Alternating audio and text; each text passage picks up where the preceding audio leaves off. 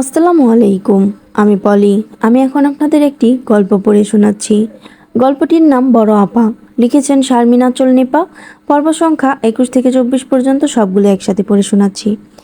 পুরো গ্রামবাসী তেরে এসেছে আনহারিকে গ্রাম থেকে বের করার জন্য। তাদের দাবি আনহারি ফেক, এখানে এসেছে দাঙ্গা করার জন্য। আনহারিকে আবার অনেকে ভূত ভেবে মারতে এসেছে। কেউ কেউ তো বলছে তালাক আমাদের সামনে হয়েছে, এখন এই মেয়ের এ বাড়িতে কোনো অধিকার নেই। সব মিলিয়ে পরিস্থিতি বেশ গোলমেলে হয়ে আছে। আমি একটু উকি দিয়ে দেখে আনহারির কাছে এসে বললাম, গ্রামের লোক তো অনেক খেপেছে, এখন কি করবেন আপনি? আমার জন্য যদি আপনার কোনো বিপদ হয় আমি নিজেকে ক্ষমা করতে পারবো না। হুজুগে বাঙালি কিছু হলেই বাছ বিচার না করেই লাফাতে থাকে। এরা সবাই আপনাকে মারতে এসেছে, আমার ভীষণ ভয় লাগছে। আনহারি আমার মাথায় হাত বুলিয়ে বলল, যুদ্ধের ময়দানে কখনো ভীত হতে নেই। আমরা এসেছি যুদ্ধ করতে। সংগ্রাম যত প্রবল হয় বিজয়ের হাসিও তত সুন্দর হয়। এসব নিয়ে ভেবো না, আমি বাইরে গিয়ে দেখছি কি করা যায়। কথাগুলো বলে আনহারি বাইরে যেতে নিলেই আমি তার হাতটা চেপে ধরে বললাম, প্লিজ, বাইরে গেলেই সবাই তেড়ে আসবে, আপনি বাইরে যাবেন না। পরিস্থিতি এখন ভীষণ খারাপ। এমন সময় আপনার বাইরে যাওয়াটা রিস্ক। এক আপাকে হারিয়েছি, আরেকজনকে হারানোর ধৈর্য আমার নেই। আপনাকে আমি আমার বড় আপার মতোই ভালোবাসি। দয়া করে আপনি ঘরেই বসুন, পরিস্থিতি ঠান্ডা হোক, এরপর বের হন। আনহারি আমার কথা শুনল না। জোর করে সে তার রুম থেকে বের হয়ে মূল দরজায় গেল। মূল দরজায় যেতেই একটা পাথর ছুঁড়ে মারল একজন। সেটা একদম আনহারির কপাল বরাবর পড়ল। কপালটা কেটে রক্ত গড়িয়ে পড়ছে। আরও কয়েকজন আনহারিকে সামনে এগিয়ে মারতে নিলেই আনহারি বেশ জোরে চেঁচিয়ে বলে উঠল, এক পা যদি কেউ এগিয়ে আসে, আমার গায়ে হাত তুলেছেন, আপনাদের খবর আছে। পেছনের দিকে তাকান, তারপর চিন্তা করেন কি করবেন। আমি কোনো দাঙ্গাতে যেতে চাচ্ছি না। আপনাদের যদি সন্দেহ থাকে তাহলে সেটা সুষ্ঠুভাবে উপস্থাপন করুন। আমিও ফেক না সেটার প্রমাণ দিব। আমি যে ভূত না সেটারও প্রমাণ দিব। আনহারির কথা শুনে সবাই পেছনের দিকে তাকালো। পুলিশ অফিসার মাহাদিদের গাড়ি দাঁড়িয়ে আছে। সে গাড়ি থেকে নামছে। পুলিশ অফিসার মাহিদ দেখতে ভীষণ সুন্দর। বয়স 28 থেকে 30-এর মাঝামাঝি হবে। দেহের গড়ন বেশ বলিষ্ঠ, লম্বায় 6 ফিট 2 ইঞ্চি। গায়ের রং শ্যাম বর্ণের, মনে হচ্ছে সালমান খান গাড়ি থেকে নেমে আসছে। এত করুণ মুহূর্তেও যে কারো মনে প্রেমের ঘন্টা বাজতে পারে, এটা আমি নিজেকে না দেখলে বুঝতে পারতাম না। এই মাহিদকে দেখে আমার শরীরে বেশ অস্থিরতা কাজ করছে। পুরো দুনিয়া একদিকে আর সে যেন আরেক দিকে। আমি কেন এসেছি, কার জন্য এসেছি, সব লক্ষ্যই যেন আমি ভুলে যাচ্ছি। সবাই মাহাদিকে দেখে চুপ হয়ে গেল। শোরগোল থেমে গেল। চারপাশটা নীরব হয়ে গেল মুহূর্তেই। মাহিদ সবার সামনে এসে দাঁড়ালো আর আমার পাশে এসে দাঁড়ালো। আমার বুকটা ধুকপুক করছে কেন জানি না। মাহিদ সবাইকে উদ্দেশ্য করে বলল, এখানে কেউ কোনো অরাজকতা করলে আমি এর কঠিন পদক্ষেপ নেব। সবাই নিজেকে সামলান। আপনাদের কোনো অভিযোগ থাকলে বলুন, আমি তদন্ত করে সুষ্ঠু পদক্ষেপ নেব। তবে আইন নিজের হাতে নিয়ে কিছু করবেন না। তারপর আনহারির দিকে নির্দেশ করে বলল, এই মেয়েটা বলছে সে অনন্যা এবং তার যথেষ্ট প্রমাণ আমাকে দিয়েছে। আপনাদের কাছে যদি সলিড প্রমাণ থাকে দিন, আমি পদক্ষেপ নিচ্ছি কি করা যায়।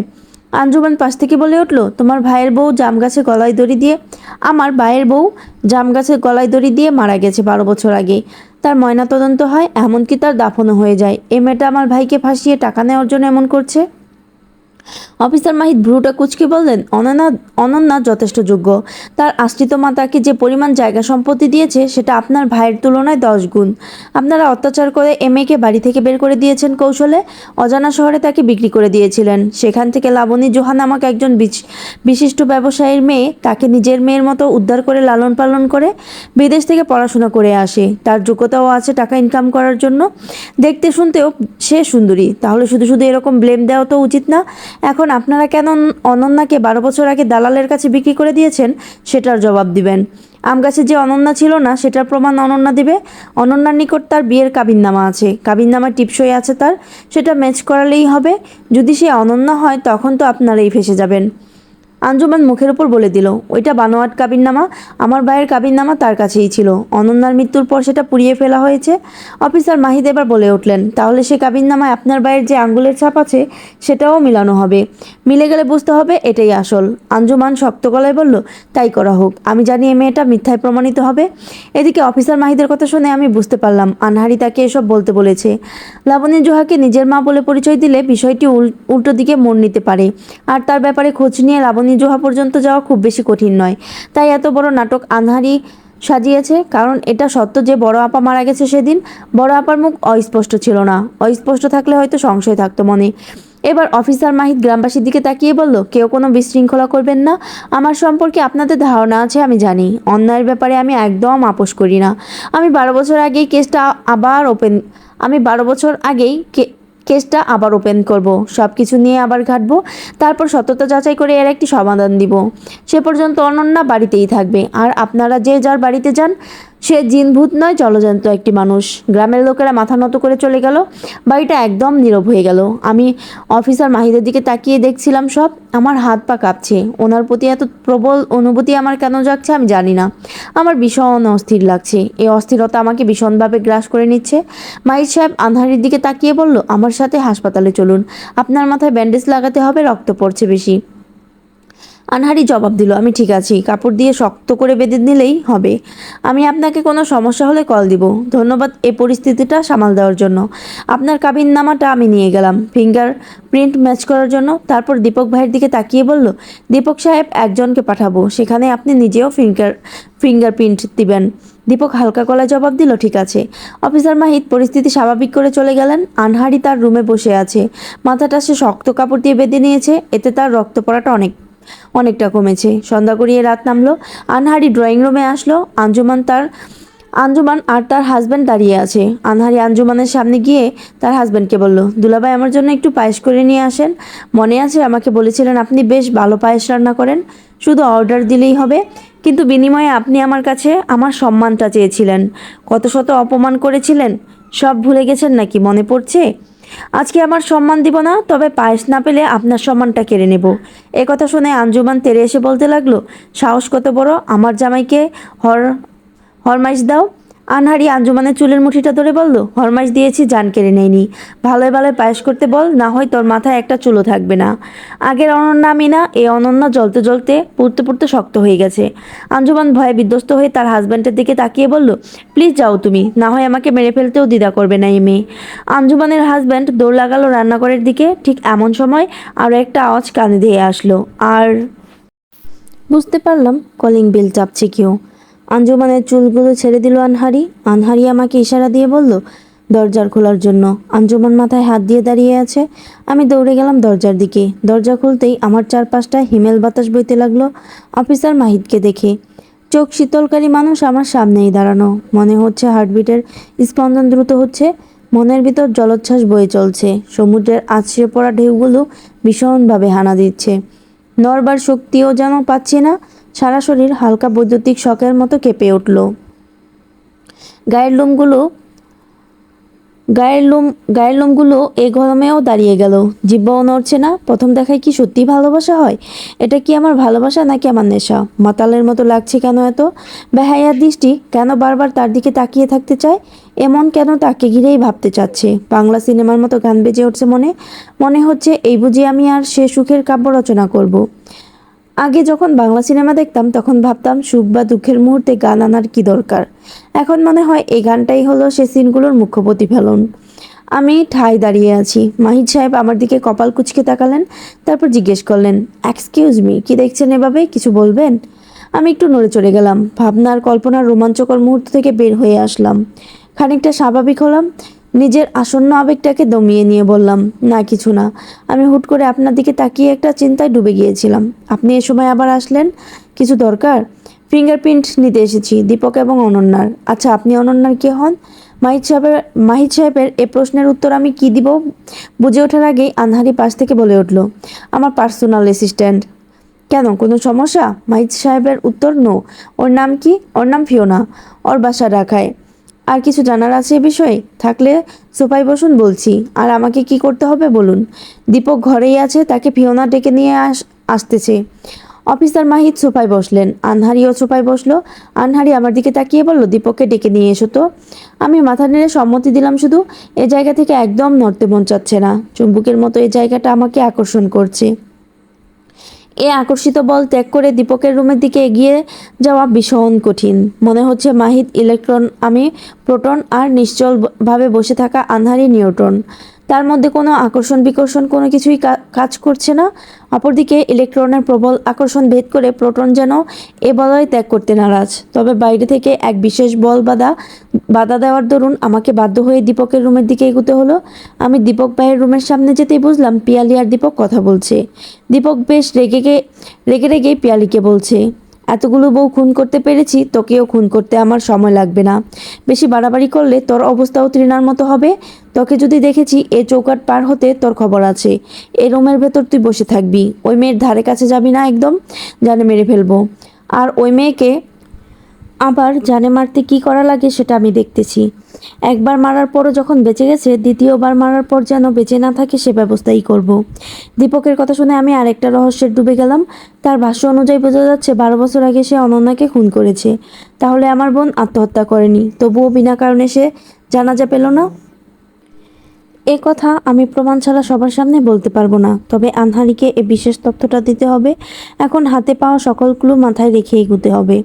দীপকের কথা শুনে পিয়ালি জোরসোরো হয়ে বসে আছে। পিয়ালির বসার ধরন দেখে আপার কথা মনে পড়ে গেল। সেদিন আমি এসেছিলাম আপার বাড়িতে মেহেদি পাতা নিয়ে। মাকে অনেকবার বলেছিলাম একটু পাতা বেটে হাতে দিয়ে দিতে, মা নানান অজুহাতে আর দেয়নি। এদিকে ছোট্ট আমার মধ্যে মেহেদি পরার অস্থিরতা জেগে বসেছে। আমি ঠিক তখন কাউকে কিছু না বলে আপার বাড়ি চলে আসি। আপার বাসায় আসার পর আপার ঘরে ঢুকার সময় খেয়াল করলাম দুলাভাই আপাকে মারছে। মারার কারণ হলো আপা কেন সময় মতো চা দেয়নি। একে তো চা দিতে দেরি করেছে, তার উপর চায়ে চিনি দিয়ে পরিবেশন করেছে। আর এটা নাকি আপার শাশুড়িকে মারার জন্য এমনটা করেছে। আপার শাশুড়ির অভিযোগ এটাই ছিল, কারণ ওনার ডায়াবেটিক্স ছিল। আপা সেদিন মাইর খেয়ে ঠিক এভাবেই গুটসুটি মেরে বসেছিল। চোখ দিয়ে পানি পড়ছে না, কারণ চোখের পানিও আপার কাঁদতে কাঁদতে শুকিয়ে গিয়েছিল। শরীরও মার খেতে খেতে শক্ত হয়ে গিয়েছিল। তবে বিনা কারণে আপাকে মার খেতে দেখে আমি আর সেখানে বেশিক্ষণ স্থায়ী হয়ে দাঁড়িয়ে থাকতে পারিনি।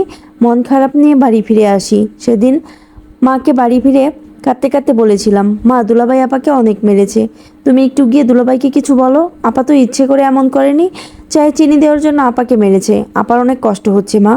মায়ের উত্তর ছিল, শ্বশুরবাড়িতে গেলে এমন একটু আধটু সয়ে নিতে হয়। তুই আবার ওই বাড়িতে কেন গিয়েছিলি? তোকে না নিষেধ করেছি আমি ওই বাড়িতে যখন তখন যাবি না। এই বলে মা আমার গালে থাপ্পড় কষিয়ে দিল। অথচ মা হয়ে মেয়ের কষ্টটা মাকে স্পর্শ করেনি। সয়ে নেওয়ার নাম করে যে একটা মেয়েকে দিনের পর দিন জীবন্ত লাশ বানিয়ে ফেলে, সেটা পরিবার বোঝে না। কেনই বা মেয়েদেরকেই সব সয়ে নিতে হবে? সমাজের নীতিটা বেশ অদ্ভুত। নীতির বিপরীতে গিয়ে যদি কোনো মেয়ে কিছু করতে চায়, তাহলে সে মেয়ে হয়ে যায় নষ্টা বেশ্যা। এটাই আমাদের সমাজ, আর এটাই সমাজের মানুষের আচরণ। এসব চোখে ভাসতেই চোখের কোণে এক বিন্দু জল নেমে আসলো। আমি নিজেকে দ্রুত সামলালাম। দীপক ভাইয়া সিগারেট টানছে আর ঘরে পায়চারি করছে। আমি তাকে কি বলে সম্বোধন করব বুঝতে পারছি না। এই মুহূর্তে নাম ধরে ডাকাটাই আমার কাছে সবচেয়ে বেশি উত্তম মনে হচ্ছে। তাই নাম ধরে ডেকে বললাম, মিস্টার দীপক, আপনাকে অনন্যা আপু ড্রয়িং রুমে ডাকছে। আমার সম্বোধনটা হয়তো দীপক ভাইয়ার পছন্দ হয়নি, তাই ঘর থেকে তেড়ে এসে বলে উঠল, কত বড় সাহস, আমার বাড়িতে এসে আমাকেই নাম ধরে ডাকা হচ্ছে। তোর আর আমার বয়সের ফারাক জানিস? তিনি এমনিতেও খুব হাইপার অবস্থায় ছিলেন, আর আমার মুখে নাম শুনে আরও হাইপার হয়ে গেলেন। হাইপার হয়ে আমার গায়ে হাত তুলতে নিলে আনহারি দৌড়ে এসে আটকায়। সে দীপকের হাতটা ধরে দীপকের গালেই কষিয়ে থাপ্পড় মেরে বলে ওঠে, এরপর এই হাতটা ভেঙে দিব। একটা হাত তো নাড়াতে পারছেন না, এটাও আর নড়াতে পারবেন না। রাগের মাথায় মানুষের হিতাহিত জ্ঞানটাও থাকে না, তাই সে আনহারির গায়ে হাত তুলতে নেয়। সেক্ষেত্রে মাহিদ এসে বাধা দেয় এবং দীপক ভাইকে জোর গলায় বলে, এই মুহূর্তে যদি অনন্যা আপনার নামে নারী নির্যাতনের মামলা করে, আপনার ঠাঁই কোথায় হবে আপনি বুঝতে পারছেন? এর মধ্যেই আপার শাশুড়ি এসে বলে উঠল, দীপুরে মাথা গরম করিস না, মাথা গরম করলে এ মেয়ের থাবায় আমরা সবাই মারা পড়ব। শয়তান মেয়ে তো আমাদের জ্বালাতে এসেছে। এখন সয়ে নে পুত, সময় হলে সব কিছু জবাব দিস। মাথা ঠান্ডা কর পুত। দীপক ভাইয়া থেমে গেল। রাগটা নিবারণ করে অফিসার মাহিদকে বলল, কেন এসেছেন? আঙ্গুলের ছাপ নিতে। এমিশনে আঙ্গুলের ছাপ দিন, তাহলে বুঝতে পারবো এটা আসল কাবিন নামা কিনা। আর অনন্যাও এখানে আঙ্গুলের ছাপ দিলে বোঝা যাবে সে আসল অনন্যা কিনা। এটার জন্য এসেছি আমি। পুরো সময়টা আঞ্জুমান নিশ্চুপ ছিল, এখন একটু গলা খুলে বলল, ভাই ছাপ দে, এখনই প্রমাণ হবে সে মিথ্যা। মিথ্যা প্রমাণ হলে তাকে 14 শিকের ভাত খাওয়াবো আমি, আর আমার গায়ে হাত তোলার প্রতিশোধ নিব আমি। দীপক এবার তার হাতে বুড়ো আঙ্গুলের ছাপটা দিল, আর আনহারিও দিল। অফিসার মাহিদ ছাপ দুটো ভালো করে পর্যবেক্ষণ করছে। এদিকে আমার ভেতরটায় ভয় গ্রাস করে নিচ্ছে আমাকে, কারণ দুজন মানুষ এক হলেও তাদের হাতের ছাপ কখনো এক হতে পারে না, এটা কোনোভাবেই সম্ভব নয়। হেরে যাওয়ার বার্তা যেন আমার কানে আসছে। এ বিষয়টি কিভাবে আনহারি পার করবে সেটা বুঝতে পারছি না। মাহিদ আনহারির দিকে তাকালো। তার তাকানোর ধরন বলে দিচ্ছে আনহারির সত্যতা সামনে আসতে চলল। কিন্তু অফিসার মাহিদ বলে উঠলেন, এই কাবিননামা সত্য আর উনিই অনন্যা। দুজনের হাতের ছাপ মিলে গেছে। দীপক সাহেব, অনন্যা মরেনি, সে বেঁচে আছে, আর এটাই আসল কাবিননামা। সে সময় আপনারা কোন মেয়েকে অনন্যা বলে চালিয়ে দিয়েছিলেন এটা আমার জানা চাই। আমি অবশ্যই পূর্ণ ফাইল খুলব। আঞ্জুমান অফিসার মাহিদের কথা শুনে হাঁ করে আছে। আনহারি আঞ্জুমানকে বলে উঠল, হাঁ করে থাকিয়েন না, মশা ঢুকে পড়বে। আঞ্জুমান তার ঠোঁট দুটো গুটিয়ে নিল।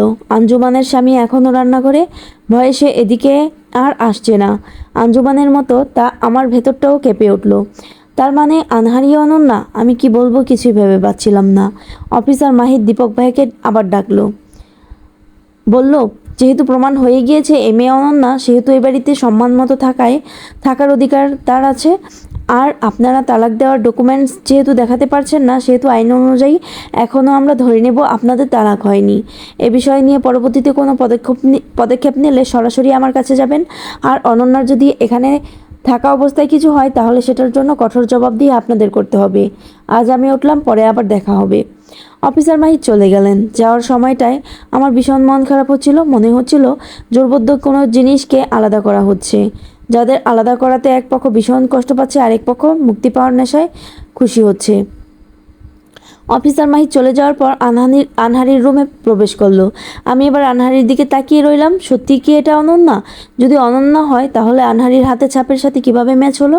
আর যদি আনহারি হয় তাহলে অনন্যার হাতের ছাপের সাথে কিভাবে ম্যাচ হলো? দুটো আলাদা মানুষ, আলাদা জায়গায় জন্ম, তাদের সব কিছুতে এভাবে মিলে যাওয়ার কথা না। আমার তাকিয়ে থাকা দেখে আনহারি বলে উঠল, আমার সাথে অনন্যার ফিঙ্গারপ্রিন্ট কিভাবে ম্যাচ হয়েছে সেটাই ভাবছো তো?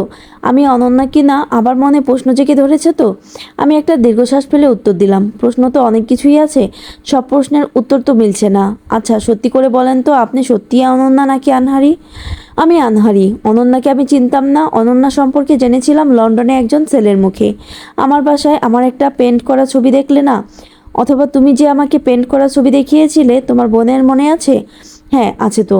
একই পেন্টের ছবিটা আপনার বাসায় দেখে আমি চমকে গিয়েছিলাম। সে ছবিটার কাহিনী তো আপনাকে আমি বলেছি, কিন্তু কোনোভাবেই আমি রহস্যের গোলকদাদা থেকে বের হতে পারছি না। আমাকে একটু বলুন, আপনি কে? 12 বছর আগে কে মারা গেছে? আবার 2 বছর আগে কে মারা গেছে? সব মিলে আমি পাগল হয়ে যাচ্ছি। মনে হচ্ছে হরর ফিল্মের রহস্যের গোলকে আমি আটকে গেছি। কেউ কাটু বলছে না, আর আমি এই রহস্য থেকে বেরো হতে পারছি না। রিল্যাক্স হও, ওটা অনন্যার ছবি। আমি এই ছবিটা দেখেছিলাম লন্ডনের একটা ছবি প্রদর্শনীতে।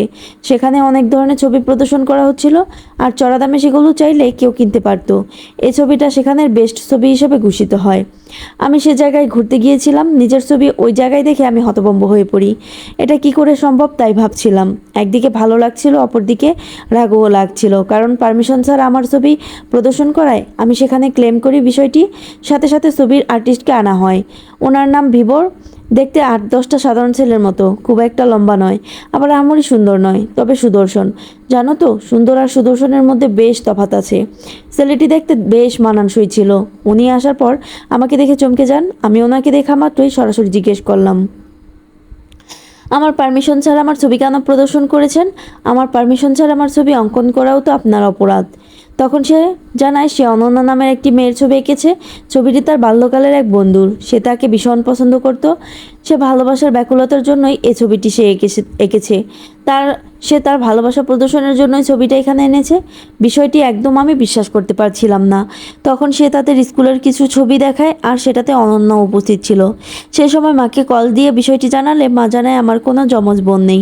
আমি দেশের বাইরে জন্ম নেই, কারণ আমার মায়ের অবস্থা বেশ জটিল ছিল, তাই চিকিৎসার জন্য দেশের বাইরে রাখা হয়। তখন এটাই ভেবে নিয়েছিলাম একরকম দেখতে 7জন মানুষ হয়, এখানে তো মাত্র একজন পেলাম, আরও 5জন বাকি। সেখান থেকে অনন্যার গ্রামের বাড়ির নাম জানি। আর সেদিন জিজ্ঞেস করেছিলাম জিজ্ঞেস করেছিলে না আমি কিভাবে গ্রামের নাম জানলাম? সেখান থেকেই জেনেছিলাম, তবে তোমাকে বলা হয়নি। প্রথমে তোমাকে বিষয়টি বলিনি, কারণ অনেক কিছুই জড়িয়েছিল এখানে। আমি আগে সত্যতা বুঝতে চেয়েছিলাম। আজকে তোমার পেরেশানি দেখে বললাম। আমার খুব ইচ্ছা ছিল অনন্যার সাথে দেখা করব, তবে যখন দেশে আসলাম তখন অনন্যা মারা গেছে। এরপর থেকে আমার দেশের বাইরেই বেশিরভাগ সময় কেটেছে। এর মধ্যে দেশে আসার পর আমার অ্যাক্সিডেন্ট হয়। অ্যাক্সিডেন্ট হওয়ার পর আমার দেশের বাইরে যাই, এবং দেশের বাইরে থেকে ফিরে এসে জানতে পারি নিজের বাবাই আমাকে হত্যা করতে চেয়েছিল। জীবন অনেক কিছু শেখায় ফিওনা। রহস্যকে উপভোগ করতে শেখো। এই যে আনহারি নাকি অনন্যার যে রহস্যটা তোমার মনে জেঁকে বসেছিল, সেটা তো এখন দূর হলো। আস্তে আস্তে সকল রহস্যের পর্দা ফাঁস হবে। তবুও কিছু দুয়াশা আমাকে ধরে বসলো। তাহলে 2 বছর আগে কে মারা গেল? আর চাচার দোকানে 5 বছর আগে কে গিয়েছিল? অনন্যা আনহারির বাইরেও কি কোনো সত্তা আছে যেটা আমার চোখ আড়াল করে যাচ্ছে? আমি আমি আবারও বলে উঠলাম, আপার সাথে আপনার এত মিল কিভাবে? আর অনন্যার ফিঙ্গারপ্রিন্টের সাথেই বা ম্যাচ হলো কি করে? আর ওই ছেলেটি কে ছিল? তার এ নাম ছাড়া কি আরও নাম ছিল? তার কি কোনো ছবি আছে? আনহারি হালকা দম নিয়ে আমার মাথায় হাত বুলিয়ে দিয়ে বলল, খেয়াল খেলার ময়দানে সব গোপন ফাঁস করতে নেই ফিওনা, দেয়ালেরও কান আছে। খেলা শেষ হলে না হয় জানিয়ে দিব ফিঙ্গারপ্রিন্ট কিভাবে ম্যাচ হলো। আর ওই ছেলেটির নাম আমার জানা নেই। আমি কেবল ওই সময় ওই ছবিটি অনেক দাম দিয়ে সেখান থেকে কিনেছিলাম। এরপর তার সাথে আমার যোগাযোগ হয়নি। হয়তো সে এই যোগাযোগের পথটা বন্ধ করে দিয়েছে। যাই হোক, প্রসঙ্গ পাল্টাই এবার। আমি যাই, দেখে আসি আঞ্জুমানের হাজব্যান্ড কেমন পায়েস বানিয়েছে। কথাটা বলে আনহারি রুম থেকে বাইরে গেল। আঞ্জুমানের মেয়ে তখন বের হলো। আঞ্জুমানের মেয়ে একটা কাগজ নিয়ে খেলছিল। মেয়েটির নাম তরি। হঠাৎ করে আনহারির চোখ পড়ে সে কাগজের দিকে। আনহারি কাগজটা তরির হাত থেকে নেয়। তরি বেশ শান্ত বাচ্চা হয়, কাগজ না ফিরিয়ে দেওয়ার জেদ ধরেনি। আনহারি কাগজটা হাতে নিল। আমি রহস্যের গন্ধ পেয়ে আনহারির কাছে আসি। আনহারি কাগজটা হাতে নিয়ে লক্ষ্য করলো এটা একটা রিপোর্ট। রিপোর্টটা দীপকের। আর দীপক কোনোদিন বাবা হতে পারবে না, এটা তারই রিপোর্ট। রিপোর্টটা দেখার পর আমার ভেতরটায় এত জোরে অজানা একটা আঘাত হানা দিল, সেটা সইতে ভীষণ কষ্ট হচ্ছে। দীপক যদি কখনো বাবা হতে না পারে, তাহলে বড় আপার পেটে কার সন্তান ছিল? এটা নিশ্চিত হওয়া যাচ্ছে এ আনহারি অনন্যা নয়। তাহলে যে মারা গেছে সে অনন্যা। তাহলে অনন্যা কি করে প্রেগনেন্ট ছিল? আমার ভেতরটায় কেমন জানি বিষাদের সুর বেজে উঠছে। আপার কোনো অবৈধ সম্পর্ক আছে ভাবতেই কেমন যেন গা শিউরে উঠছে। আনহারি আমার দিকে তাকিয়ে জিজ্ঞেস করলো, অনন্যা তো অন্তঃসত্ত্বা ছিল, তাই না? কিন্তু এই রিপোর্টে তো স্পষ্ট লেখা দীপক কখনো বাবা হতে পারবে না। আমার গলা দিয়ে আওয়াজ বের হচ্ছে না, শরীরটা কাঁপছে ভীষণ, অসাড় লাগছে একদম। ভাঙা গলায় জবাব দিলাম, আপার পেটের বাচ্চা নষ্ট করেছিল, তবে আপার জীবনে দুলাভাই ছাড়া আর কেউ ছিল না। আপা কোনো খারাপ কাজে জড়িত ছিল এটা আমি মানতেই পারছি না। এই রিপোর্টটা দেখার পর আমার ভেতরটা পুড়ে যাচ্ছে আপু। আমি নিজেকে সামলাতে পারছি না, ভীষণ কষ্ট হচ্ছে আমার। মনে হচ্ছে কোনো একটা পাথর আমার বুকে চেপে আছে। আনহারি আমার দিকে তাকালো। আমার চোখ বেয়ে সে সময়টা পানিবাহিত হচ্ছিল। ভেতরের কষ্টটা চোখ বেয়ে জ্বলছিল। আমার চোখ দুটো মুছে দিয়ে বলল, হয় ময়না তদন্তের রিপোর্টে সমস্যা ছিল, না হয় তোমার আপার সাথে এমন কিছু ঘটেছে যেটা আমাদের আড়ালে চলে যাচ্ছে। আমি এবার জোরে কেঁদে দিলাম। কাঁদতে কাঁদতেই বলে উঠলাম, তাহলে কি আপা রেপের শিকার হয়েছে? আপার জীবনের আরও কষ্ট জানার বাকি আছে আমাদের। আপার জীবনের কষ্টের দাবদাহ কি পরকালে কমেছে? শুনেছি আত্মহত্যা যারা করে তারা জান্নাত পায় না, তবে আল্লাহ যদি চান তার বান্দাকে ক্ষমা করবেন, তাহলে সে জান্নাত পাবে। আপা কি আল্লাহ জান্নাত দিয়েছে? আপা এত কষ্ট করে গেল দুনিয়ায়, পরকালে কি শান্তি পেয়েছে? আনহারি আমার কান্না আর কথা শুনে মুখ চেপে ধরে বলল, আবেগে গা ভাসিও না, দেয়ালেরও কান আছে। চুপ থাকো প্লিজ, সব প্রশ্নের উত্তর সময় মতো পাওয়া যাবে। আপাতত নিজেকে সামলাও, তুমি ঘরে যাও। আমি ঘরে চলে আসলাম, তবে আমার মন থেকে বিষয়টিকে কোনোভাবেই সরাতে পারছি না। বারবার মনে হচ্ছে আপার কি তাহলে সত্যই চারিত্রিক কোনো সমস্যা ছিল? আমার চোখ বেয়ে অঝরে পানি বেয়েই চলেছে। বাইরে আনহারি আঞ্জুমানের স্বামীকে জটলা জটলা বলে সম্বোধন করে ডাকছে। নামটা বেশ ভালোই দিয়েছে। এখন থেকে না হয় আঞ্জুমানের স্বামীর সম্বোধন জটলা বলেই হবে। জটলা তড়িগড়ি করে আনহারির সামনে আসলো। আনহারি কোমরে হাত দিয়ে জিজ্ঞেস করলো, আমার পায়েস হয়েছে? আনহারির এ স্বভাবটাও বড় আপার মতো। আচ্ছা, কোনোভাবে এমন তো নয় 12 বছর আগে যে মারা গেছে সে আনহারি? আর আনহারি যেহেতু মডার্ন সোসাইটিতে জন্ম নিয়েছে, তাই হয়তো কারোর সাথে সম্পর্ক করে কনসেপ্ট করেছিল, আর সেটা অ্যাবর্শন করায়। হয়তো কোনোভাবে আনহারি আর অনন্যার মধ্যে উলটপালট হয়। আর এদিকে আনহারিকে অনন্যা ভেবে শত্রুপক্ষ খুন করে, আর অনন্যা বেঁচে যায়, আর অনন্যা সেখানে আনহারি হয়েই থেকে যায়। এসব ভেবেও আমার ভাবনা আবার উল্টা মোড় নেয়। কারণ আনহারি অনন্যা হলে অন্তত আমাকে একটা বার হলেও বলতো। আমাকে লুকিয়ে তার তো কোনো লাভ নেই। সকল প্রশ্ন, চিন্তা, রহস্য যেন আমাকে পাগল করে দিচ্ছে। চাইলেও আমি এগুলো থেকে বের হয়ে আসতে পারছি না। ভীষণ যন্ত্রণা হচ্ছে আমার, গাটা বেশ গরম হয়ে গেছে, মুহূর্তেই জ্বর আসবে বলে মনে হচ্ছে। এদিকে জটলা আনহারির কথা শুনে পায়েস নিয়ে আসলো, আর আনহারি জটলার পায়েস নিজে মুখে না দিয়ে জটলাকে বলল, আমি তো মুখে পায়েস দিব না, তুই আগে দে, না জানি কি মিশিয়ে দিয়েছিস পায়েসে, আমি তো পরখ না করে খাবো না। জটলা মুখ বাঁকিয়ে বলল, রান্না করেছি এটাই অনেক, এখন আবার খেতে পারবো না, খেলে খা, না খেলে না খা। আনহারি রেগে চটে গিয়ে বলল, তুই খাবি না তোর ঘাড় খাবি, এ প্লেট এখন শেষ করবি, না হয় পুলিশে এনে অভিযোগ অভিযোগ দিব এ প্লেটে বিষ মিশিয়ে আমাকে খাওয়াতে চাচ্ছিস। জটলা একদম বেঁকে বসেছে যে সে খাবে না, সে এটা জেদ ধরেই করছে বোঝা যাচ্ছে। আনহারিও কম যায় না, অফিসার মাহিতকে আবার কল দিল। অফিসার মাহিত আসবে শুনে আমার অস্থির মনটা একটু শান্ত হলো, একটু শীতলতা মনটা স্পর্শ করে গেল। জটলাকে সোফায় বসিয়ে রেখেছে, আনহারিও সোফায় বসে আছে। মিনিট 20-এর মধ্যে অফিসার মাহিত চলে আসলো, এসেই বেশ রসাত্মক সুরে বলল, আমি তো আপনাদের পারিবারিক ড্রামায় পড়ে গেলাম, এতবার থানা থেকে এ বাসায় আসতে হচ্ছে, কি আর বলবো, এক কাজ করুন, এ বাসায় আমাকে থাকার ব্যবস্থা করুন, আমি না হয় এ বাসায় থেকে আপনাদের পারিবারিক ড্রামা দেখি। অফিস অফিস মাহিদের কথা শুনে আমি একটু হাসলাম অফিসার মাহিদের কথা শুনে আমি একটু হাসলাম। এ মানুষটাকে দেখলে আমার ভীষণ আপন লাগে, মনে হয় আমার অস্থির মনটায় একটু সুখের ছন্দ হয়ে এ মানুষটা আসতে পারে। আনহারি বেশ রেগে বলল, এটা আপনার ডিউটি, দায়িত্ব তো আপনাকে পালন করতেই হবে, আর এই যে জটলা আমাকে বিষ খাইয়ে মারতে চাইছে, তাই আপনাকে নিয়ে আসলাম। জটলা বেশ উঁচু গলায় বলল, আমি একদম কিছু করিনি, এ মেয়েটা আমাকে ফাঁসাতে চাচ্ছে, আমাকে দিয়ে জোর করে পায়েস বানিয়েছে, এখন বলতেছে খেতে। যে সময় যাচ্ছে এখন পায়েস খাওয়ার রুচি আমার জাগছে না, এজন্যই এত কাহিনী, আমি পায়েস বানিয়েছি, আমার কেন খেতে হবে? তোর যদি সন্দেহ হয় তুই খাবি না, শুধু শুধু এত নাটকের তো দরকার নেই। অফিসার মাহিদের উপস্থিতিতে সবাই চলে আসলো ড্রয়িং রুমে। এবার আপার শাশুড়ি রেগে গিয়ে বলল, এই ডাইনিটা আসার পর থেকে জ্বালাচ্ছে, আমাদের জীবনটা খেতে এসেছে, জামাই বাবাজি পায়েস বানিয়ে দিয়েছে, এটাই তো অনেক বড় বিষয়। অফিসার মাহিদ সাহেব একে দয়া করে এই বাসা থেকে বের করার ব্যবস্থা করুন, টাকা পয়সা যা লাগিয়ে দিচ্ছি। অফিসার মাহিদ এবার একটু চটে গিয়ে বললেন, আমি কি ঘুষ খাই নাকি, মুখ সামলে কথা বলুন, আইন যা বলে সেভাবেই কাজ করতে হবে। আর সবচেয়ে বড় কথা, সন্দেহ এসেছে যেহেতু, এত ঘুরিয়ে পেঁচিয়ে না নিয়ে একজন পায়েস খেলেই তো প্রমাণ হয়ে যায়। আপার শাশুড়ি এবার রেগে গিয়ে পায়েসের বাটিটা নিয়ে কয়েক চামচ পায়েস খেয়ে নিল, তারপর গড়গড় করে বলল, আমার কিছু হয়েছে? এ ডাইনি শুধু শুধু বদনাম করছে আমাদের। আমি প্রথমেই বুঝতে পেরেছিলাম পায়েসে কিছু নেই, কারণ এত অল্প সময় পায়েসে কিছু মেশানোর মতো অবস্থায় তারা ছিল না। অফিসার মাহিদ এবার আনহারির দিকে তাকিয়ে বলল, শুধু শুধু এসব ব্যাপারে পুলিশ কল দিবেন না, পুলিশের অনেক কাজ থাকে, আপনাদের পারিবারিক ড্রামা সপ্তাহে পুলিশ এসে মেটাবে না, স্বাভাবিক বিষয়গুলোকে এত বড় করবেন না। কথাগুলো শেষ করতেই আনহারি আঙ্গুল দিয়ে ইশারা করে আপার শাশুড়িকে দেখালো। আপার শাশুড়ি মাটিতে ঢলে পড়েছে, মুখ দিয়ে রক্ত বের হচ্ছে। জটলা এবার সেখানে আপার শাশুড়ির কাছে গিয়ে চমকে গেল, জোর গলায় বলল, এটা কি করে সম্ভব? আমি তো পায়েসে কিছু মেশাইনি, মেশালে তো আমি আম্মাকে খেতে দিতাম না। আনহারি এবার মাহিদের প্রশ্নের উত্তরে বলল, আমি এমনি এমনি কাউকে ডাকি না, যথেষ্ট কারণ ছাড়া। এবার প্রমাণ হলো তো? অফিসার মাহিদ জটলাকে জিজ্ঞেস করলো, আপনি যদি না মেশান আর কে মেশাতে পারে? পায়েসের বাটি রেখে কি কোথাও গিয়েছিলেন? আমি এক নাগারে দাঁড়িয়ে রান্না করে নিজ হাতে পায়েস নিয়ে আসি, কোথাও যায়নি। আমার হাতে বাটি রেখে পায়েসের কি কেউ কিছু মেশাতে পারবে? এ অনন্যার নয়, এ অনন্যার ভূত, হয়তো ভূত হয়ে এসে কিছু মিশিয়েছে। ধরাধরি করে আপার শাশুড়িকে হাসপাতালে নেওয়া হলো, আর পায়েসটা নেওয়া হলো ল্যাবে টেস্ট করার জন্য। আমি শুধু ভাবছিলাম হচ্ছেটা কি, সব কিছুর বাইরে কিছু একটা ঘটছে, সেটা আমার চোখকেও আড়াল করে নিচ্ছে, কারণ আনহারি রান্নাঘরে এর মধ্যে যায়নি যে পায়েসে কিছু মেশাবে। আর জটলার পক্ষে এত তাড়াতাড়ি কিছু মেশানো সম্ভব নয়। আমি ক্লান্ত বসে আছি, প্রশ্নরা সব আমাকে ঘিরে ধরেছে, কখন যে সময় কেটে গেল বুঝতে পারিনি। সকাল 11টা বাজে হাসপাতাল থেকে খবর আসে আপার শাশুড়ি কমায় চলে গিয়েছে, আর ল্যাব থেকে যা খবর আসে তা শুনে আমি একদম চমকে উঠি। সত্যিই কি এটা সম্ভব? এই ছিল বড় আপার 21 থেকে 24 পর্যন্ত সবগুলো পর্ব একসাথে।